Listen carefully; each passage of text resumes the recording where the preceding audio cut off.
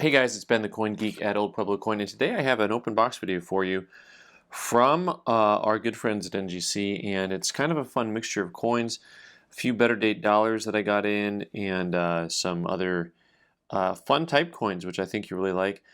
This is a 1900S Morgan dollar, a very hard coin to get in uncirculated grade. It's, I guess you would just call it a semi-key date or semi-key date, depending on your linguistic choice, maybe your heritage, your lineage. But overall, a nice coin. It has a lot of little chatter going on, and I thought it would probably come back 63. It's got that bigger mark behind Liberty's head there. It came back at 62. This coin in gray sheets, 5 1/4 on that guy. So right about where we thought it would be.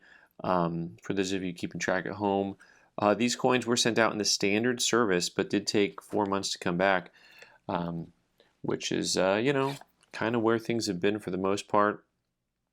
Next up, 1891. And for those of you who pay attention a lot to the way coins are struck, you probably already know, looking at the surface quality, this is a New Orleans mint coin. Believe it or not, you can tell sometimes.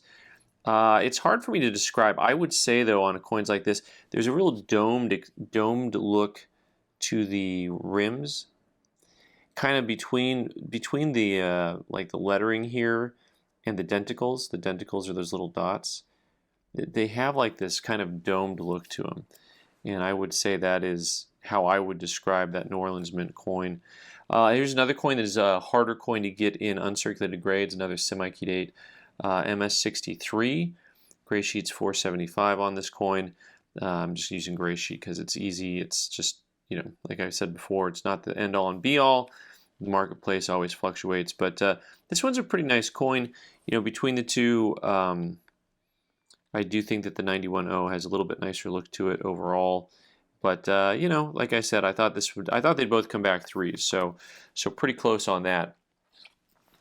Next up, we have a fun type coin. This is a real toughie because, well, my goodness, who among you buys V-nickels in nice grade and with a little bit of toning? And it's hard to find kind of a nice original looking V-nickel with toning like that.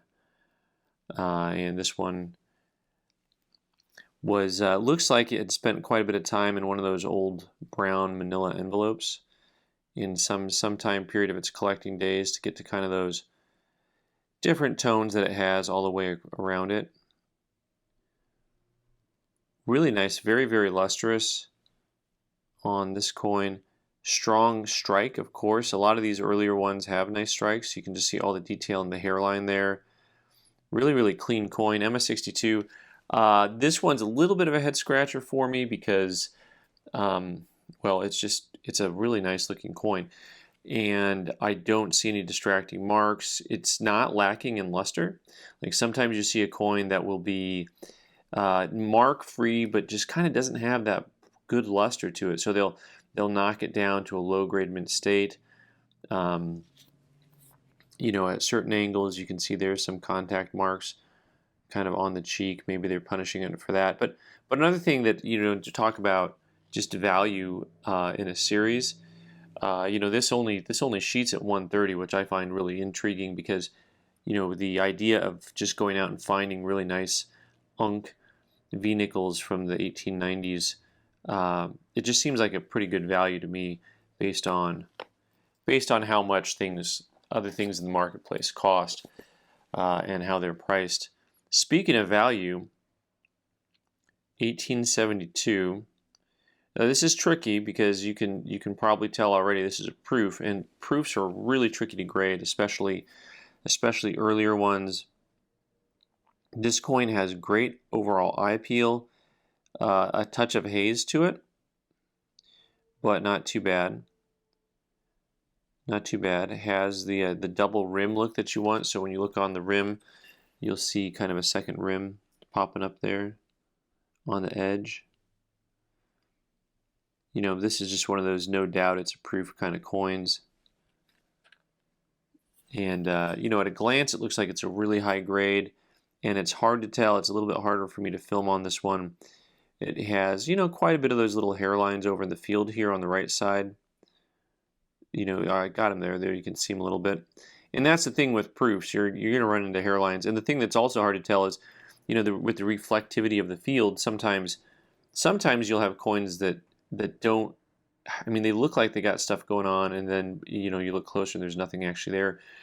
Proof 61, once again, it's the type of thing where I you know, I think probably 63 is a little bit more in order on a coin of this this caliber, but it does have the hairlines, but once again, no big distracting marks to it, and a nice proof coin. They only made 950 of these. And of course, I said I'm going to use Graysheet, and it's funny because Graysheet doesn't list a 61. They list a 60 price at 320 and a 63 price at, or 62 price at 385. But still, for a coin that's going to be, you know, $400 or less, it's really a neat piece. To me, it's kind of a value pick. By the way, this is, you know, when you forget about getting coins graded, just think about for a minute going out and buying coins in the open marketplace. And sometimes we fall in love with the grade on the label. You know, sometimes you kind of have to just like the coin, because that coin is going to really be a nice coin for somebody. They're going to get a price point that's going to be closer to, you know, 60, you know, 2 or 3 price, but it, you know, it's not going to be super expensive coin compared to one that looks really nice. Speaking of looking really nice, this is a blazing, absolutely blazing SLQ, SLQ Standing Liberty Quarter, 1926 from the Denver Mint. Definitely, arguably the nicest looking coin in UNC. And we're going to train our eye a little bit. Sometimes we get coins in that we think are really high grade, and then you see the real deal, and you're like, okay, well now I know, you know, and that's really something that everyone, not just people who are new to coin grading, but anyone who's been grading a long time, needs to do. It's really helpful to see a lot of coins that are graded to help you understand kind of what the market is on grading and how to spot quality. And I mean, this coin is just lovely. Spotting quality all over the place here. MS65, great coin. I mean, I can't argue with that price. You know, that grade. 390 is the Graysheet bid price on that, and it's just lovely. I mean, blast white. You know, it's just a pretty coin for anyone who's looking for a type coin. Look at those type coins. Those are nice. Those are nice. All right. Next, we're going back in time, 1878, a year of transition for the U.S. Mint and U.S. coins. In 1878, the king of all VAMs, I mean, what I mean by that is in 1878, the first year of the Morgan, they re-engraved these things a bazillion times. This is the 78. This is the over 7/8 tail feathers, and you can see so clearly there. This is called the strong variety. You can just see those the tail feathers over the tail feathers. No need to zoom in, but I'm going to anyway. And you can just see those layers and layers of the feathers there. Real pretty coin. Overall, pretty attractive. A lot of chatter. So this is when I talk about a lot of chatter on a coin that doesn't have any big marks. It looks a lot more like this. So this one they called 62. If we want to go back to that original 62 that had chatter, you can see the difference in quality and how much I like this 1900S better than this 78 78S. Pardon me, 78 Philly. With the amount of chatter, this being a 62 to me makes a lot of sense versus the other coin. Neat coin, yeah, 62 on that guy. This is a coin that Graysheet's like 275 on that. And we're going to stay with the 78 theme hour. And another coin that has a lot of chatter to it. But, you know, it's still attractive, but you see that a lot. This year, the 78s especially, I wonder if they changed something about their shipping method or handling method at different years, because the 78s just come with all kinds of tiny marks. Did they have a different route they took with more cobblestone, lots of clanking of the bags there? Another MS62, a coin that bids at 435 right now. And a pretty coin. Anyone who wants just an attractive 78 Carson City, here it is. But here's where we're gonna have some fun. Listen, you weren't having fun yet, so let's have some fun now, right? So here is a 78, also from San Francisco. And what's fun about this is a couple things.